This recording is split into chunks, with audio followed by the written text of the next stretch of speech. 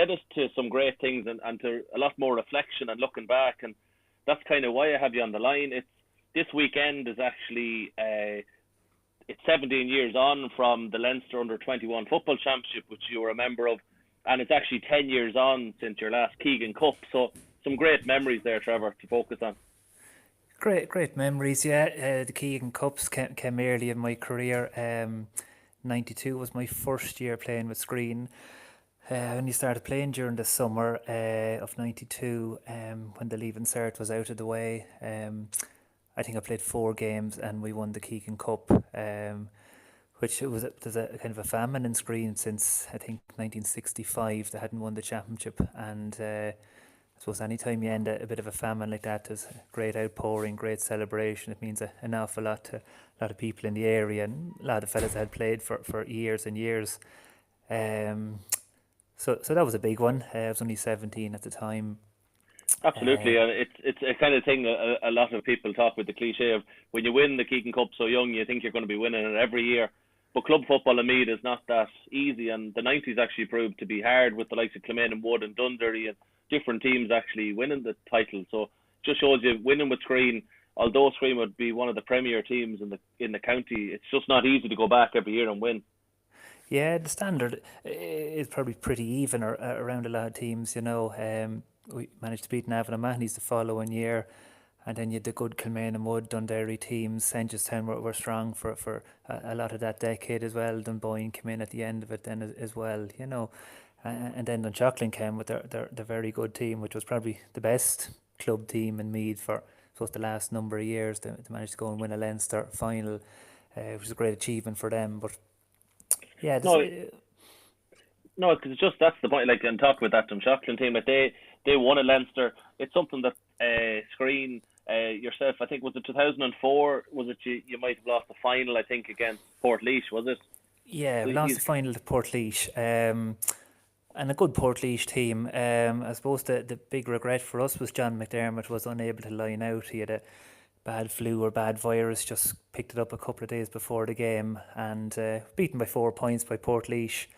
You know, was John worth 4 points to us at that stage? He definitely was, you know. So I suppose that's one of the big regrets for us, that we just didn't have John that day. No, he wasn't able to channel his inner Michael Jordan. We see from this last dance, the famous flu game. It wasn't just, Gaelic football is a little bit different than basketball now. It's not quite as easy to get up and down the court now. Yeah, well, if anyone could have played with flu, John would have played. You know, he just couldn't. Yeah, it was one of the bigger regrets. Then it was 1999 when we won the All Ireland with Meath. We went to Australia, won the series over there. By the time we came back, it was too late to play in the Leinster Club Championship. I think Dunboyne were nominated that year to represent Meath. So I suppose it was 99. I was probably at the peak of my playing. John McDermott was the same. We'd Mick O'Dowd, Brian Smyth, Johnny Quinn. We'd a load of real good, solid club players. And I suppose you would have liked to have tested ourselves in Leinster that year and seen, you know, could we have won a Leinster? But I suppose we'll never get to know now. No, it's unfortunate, and that's kind of a question for you in regards structures, and that it's never easy when in the old style of championship that the county was played and then all of a sudden you have to kind of make it up the club season. It is difficult, but they're great memories too, I'd say, to go down to Australia and to win. You know, like I say, you probably have some great memories of lining out for your country. Yeah, great memories. Yeah, absolutely. You know, number one, to get picked for Ireland, you know, whatever about getting picked for your club or your county, a great honour, but you know, you just weren't sure would you be good enough to get picked for the Ireland team or to start on the Ireland team. That was a great thrill to play on that team, play both tests, make a contribution and come out winning. And John was there, Darren was there, Graham was there, Colm was the manager, you know. But yeah, great memories. Of course, going out playing against the Australians, have a certain apprehension, certain fear. You know, if a row starts here, what's going to happen? They're way bigger than us, you know, and you're just wondering, you know, am I going to get the head taken off me out here tonight? Absolutely. You know, always risk, especially when they were all sent down, I suppose, as convicts a few hundred years ago. So maybe they have that streak in them. Maybe. You never know. So you'd be going out kind of. I remember looking at John kind of going, holy God, I hope we get on all right out here. But, you know, once the game starts, then you get into it and the football takes And that's over. But actually just a mention there. Pádraic Joyce actually is the current Galway manager. Actually, he followed the media there on Twitter, and he liked the post we put up just this week of yourself, just your role of honour, kind of basically on this weekend. And it's kind of a great memory. Like you as a great centre forward getting to play in a team with the likes of Pádraic, it's a great honour too. That, as you said, you represented your club with distinction, and you played with great lads like you mentioned, Mick O'Dowd and Brian Smyth and these lads. You played with the county, and you mentioned Fay and McDermott and Geraghty. But when you get to the Irish team, you get to play with the likes of Joyce and Canavan and all these different players that were just brilliant, you know. yeah, like the forward line in those tests, myself, Jarlath Fallon, Michael Donnellan, the half forward line, you had Joe Kavanagh, Anthony Tohill, Peter Canavan, and you Graham Pádraic Joyce on the interchange, you know, like really, really good players, you know, talking out beforehand, you're looking around, you say, he's brilliant, and he's brilliant, and he's brilliant, and, you know, you're feeling pretty confident talking out like that, going out with that team, and probably it was the best team, talent-wise, 1 to 15, I ever played on, you know, so really, really high standard football going on. Absolutely, and the Australians were, as I said, they're professional athletes, and it's not easy to go against that. But when you've got 15 to 20 of the best Gaelic footballers in the country, you really did go out there and give it to them. And it just shows you that the Gaelic footballer can stand his ground against pretty much any athlete in the world. And it's a great thing that you can say that. Yeah, and like I pretty much played most of those games, you know, fully. I wasn't changing on and off, you know, same with a lot of other fellas, you know, and that was nothing you're wondering, you know, are these fellas super fit or, you know, but they get tired no matter how much they're paid, they still get tired, you know, and it was interesting to go up against them. And I actually remember the following year actually when it was played at home, and a few of us were kind of marked men then the following year, and I had a guy marking me for 5 minutes, and then he was taken off, and I was delighted with this, and then another fella came Yeah. back on, and he was well keen for action, marking tight, and I said, oh God. Then he was gone after 5 minutes. The first lad came back onto me, so that was a harder day's work, all right, the following year. Yeah, it's an Just interesting that interchange system does allow for that. Like normally in a Gaelic football match, you'd be probably the best lad to be marking the likes of you or a Graham Geraghty or whatever, and then you hold your own against them and you can get the better of them. But especially in a professional game, they might have 5 lads of a similar level and they're coming yeah, at you. It's tough going that now, especially being a marked man. tough going, you know, but at the same time, good to test yourself and still try and get free and win a few balls and do something with them. So good test, yeah. And that kind of leads me to a question. Just when you mention all these great players you played alongside, would you have any kind of idea? I know it's hard to picture when you've played so many games for so long, but would you have like kind of a 5 toughest opponents you played against? Maybe backs, maybe a toughest back, or even a toughest competitor that you went up against? Like, does any spring to mind? You could pick any Derry defender from the 90s, and we played them every year in the league. And, you know, I different fellas marked me different years, but like Henry Downey, Kieran McKeever, Gary Coleman, you know, any of those lads were really, really good defenders, you know. You know, closer to home, I suppose. Hank Trainer, when we were training with Meath, Hank was always the toughest opponent. You know, you didn't want Hank marking you in training. He was, Right. and I'm not sure if, you know, Meath supporters knew how good he was a defender or, you know, but for the Meath forwards in training, you know, Hank was really, really tough opponent, yeah. And that's a question I always, you know, from the mythology of Meath football too, and people talk about the toughness of training in Dalgan Park. Was it tough to train in Dalgan Park, or is that a bit of a myth? Can you let us into that insight? Um,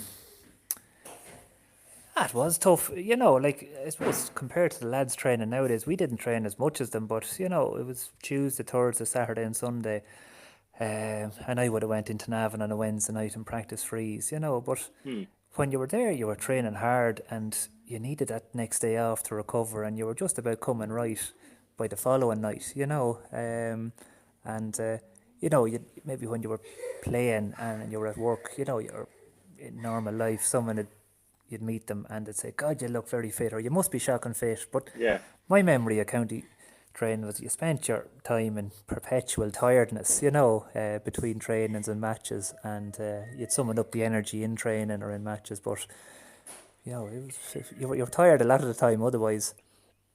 Like that's you suggest that you were in a kind of a state of perpetual tiredness, and it must have been kind of mentally as well, because the majority of the championship games you would have played would have been straight knockout, and there was many great Meath teams that were maybe foiled in one game or one day, and there was no second chance, there was no Super 8 football, and that definitely would have been difficult for you as a player, that you had to peak at every game. There was no idea that if we can just kind of float through this, we're guaranteed a second chance, and like the championship was cutthroat back then.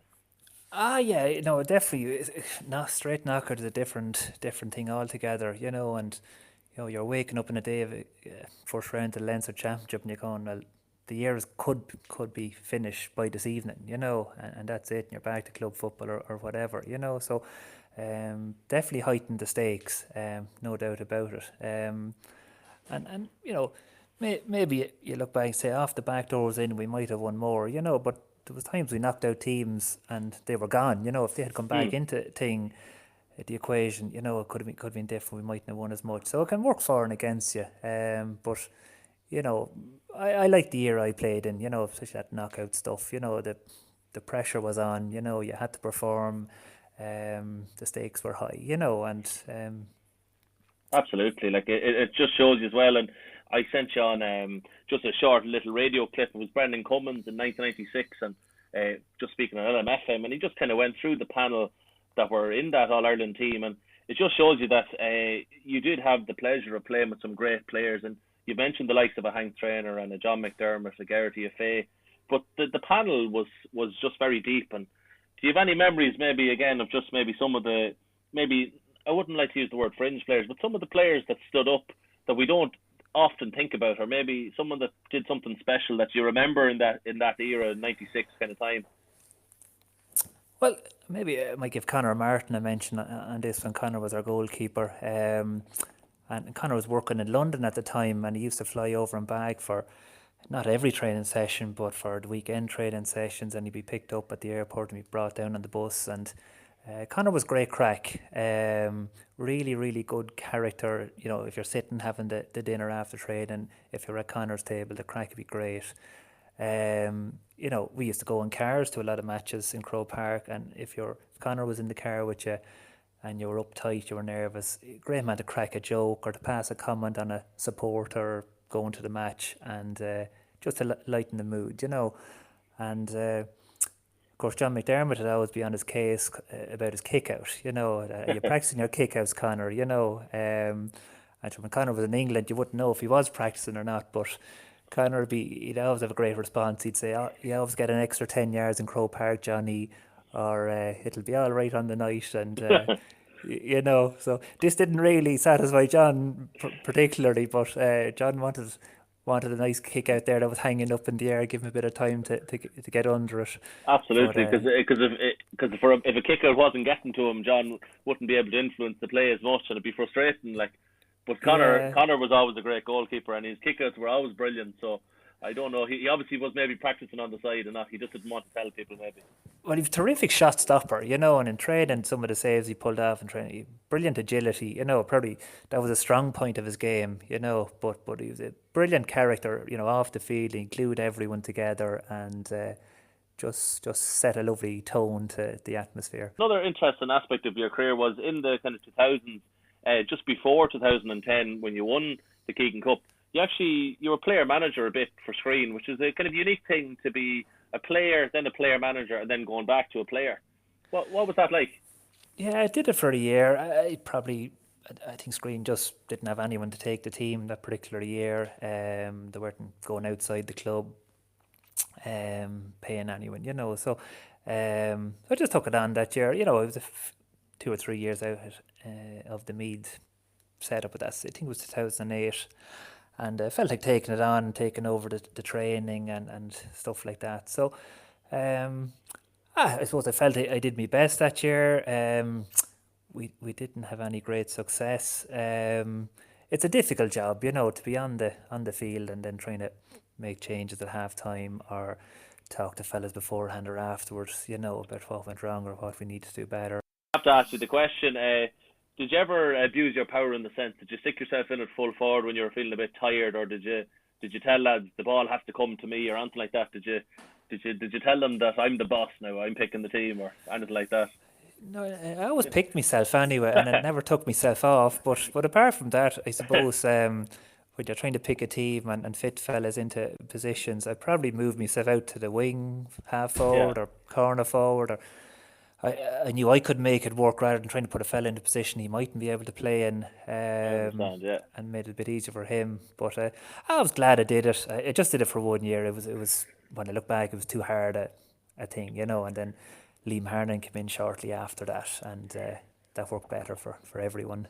Absolutely, let you focus on play. It's hard to do both well now. It's hard enough to do one, never mind do both. But just when you mentioned Liam, and that 2010, like I said, 10 years on now, and that'll actually go. It's renowned as probably one of the best county finals in living memory for excitement and for the standard of forward play, the amount of scoring, like that. It really was a wonderful final to attend. Yeah, it was.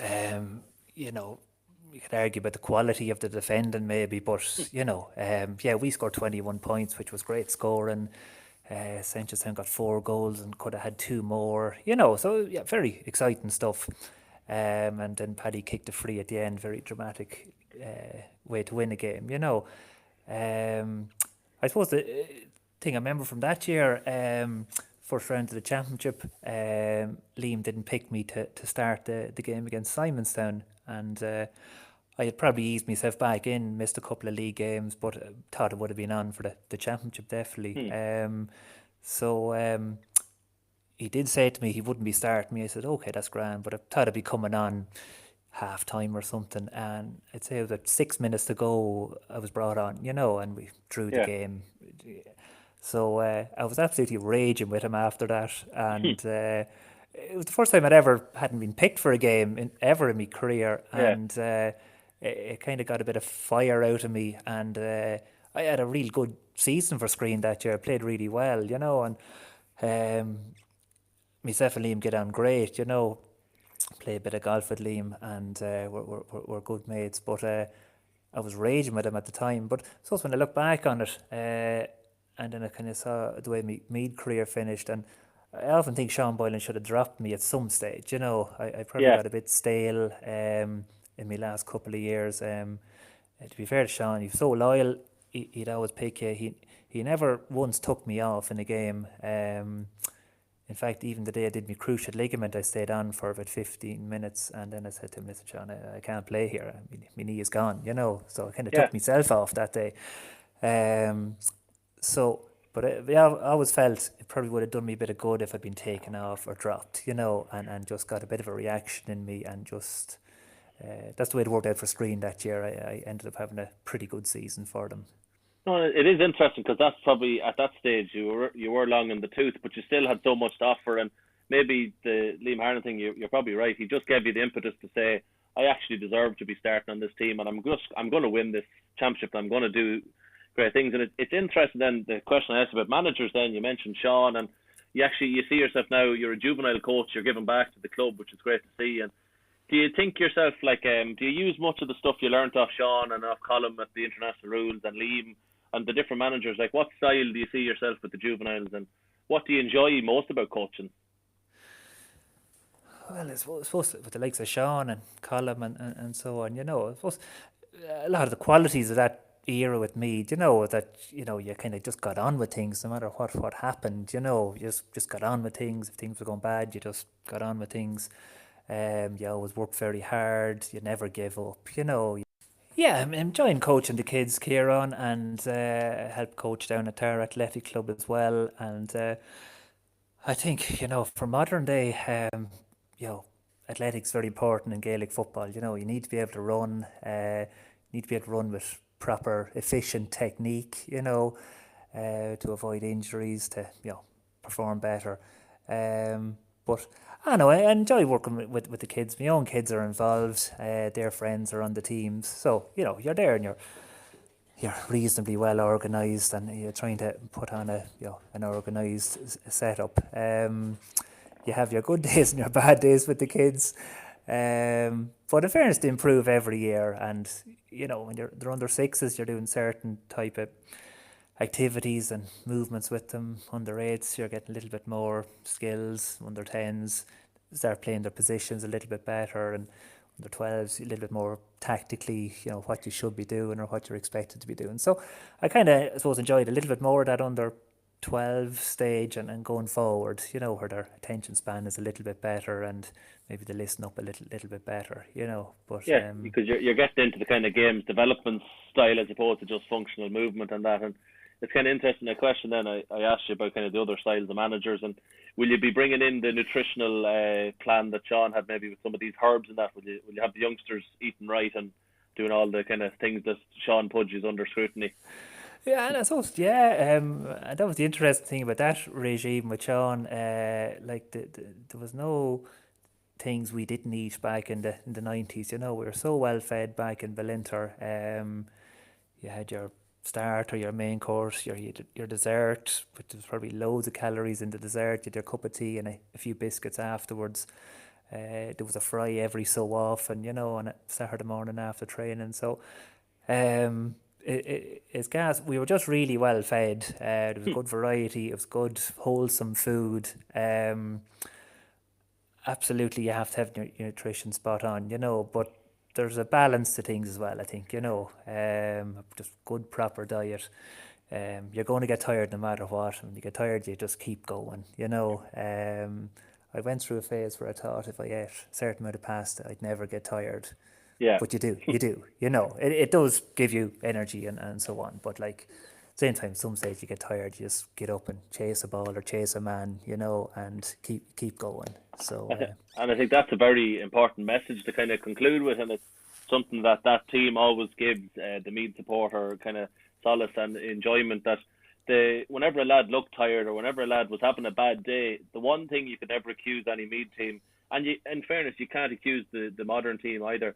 They do try. They always try. And absolutely. Sometimes your nutrition can fail you and you might just feel tired or lethargic at a training session or at a game. But ultimately, you always say your teammates and the modern team, they really put the effort in, and it's proud as a supporter. I love to be able to say when I go to a game now that I'm looking at lads who are trying their hardest, and that all stems back from your era and even the lads who came before you. Yeah, absolutely. Absolutely. Andy McEntee himself was involved with Sean in the late 80s, and absolutely the present Meath team. We've the likes of Mickey Newman there is teaching down in Skryne School. He's teaching 5th class. My young fella's in class with him, and I suppose you only get to see the how much the kids look up to the current players. My young fella come home telling me what Mickey Newman was having for his lunch, what he was drinking, little stretching exercises Mickey'd have them doing in PE. Mickey was looking after the school team there. They managed to win their school's final in Park Halton, and the little warm-ups, the little words he was having with them, So it's brilliant to see it. We all need something like that to aim for, that kind of role model thing. And as I hope that all the kids in Meath get to see the current Meath team continuing to make their progress and become more successful. Absolutely, Trevor, and it's been a pleasure on my own personal end to talk to you. It's always interesting to talk to you at games and to see you when you go to many club games in county. And I'll conclude with just thanking you for all that you did for Meath football, and it's great to see you still involved with your club, and maybe you might come in and win a minor championship if you're lucky with Skryne. So I'd love just to thank you, Trevor, for your time. No, very welcome, Kieran. All the best.